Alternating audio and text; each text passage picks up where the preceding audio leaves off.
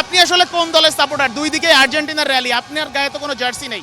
আমি কিন্তু এমন একটা ড্রেস পরছি দেখেন, আমাকে কিন্তু আর্জেন্টিনার দিকে ফেলে দেওয়া যায়। হ্যাঁ, তো আমি আসলে মূলত জার্মানির সাপোর্টার, কিন্তু ব্রাজিল এবং আর্জেন্টিনার যে আপনার বাইনারি, সেই বাইনারিতে আমি মেসির কারণে আর্জেন্টিনার সাপোর্টার আর কি। হ্যাঁ, তো বেসিক্যালি আর্জেন্টিনার সাপোর্টার, এবং আজকে আমার ভাই বাদাররা এরকম একটা আয়োজন করছে, সেই আয়োজনে আমি সমর্থন জানানোর জন্য আসছি।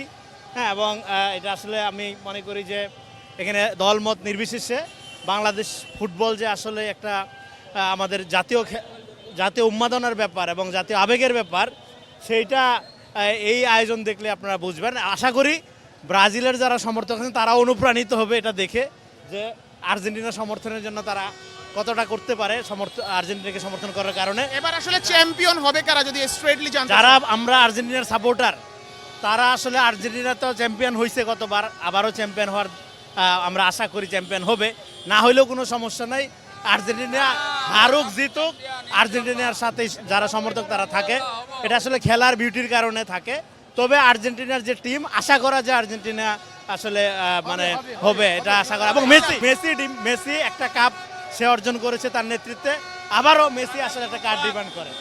ব্রাজিল আর্জেন্টিনা যদি ম্যাচ হয়, ওই ম্যাচের স্কোর লাইন কি হবে আপনার কাছে? ওই বাংলাদেশের সিকিউরিটি এনশিওর করতে হবে, সিকিউরিটি বাড়াইতে হবে, এটা হলো প্রধান দাবি ব্রাজিল আর্জেন্টিনা ম্যাচ হইলে।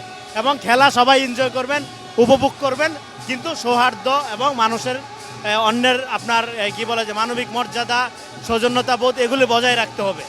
হ্যাঁ, খেলার উন্মাদনার কারণে যেন অন্যের অধিকার বঞ্চিত না হয়, অন্য যাতে আহত না হয়, এটা খেয়াল রাখতে হবে।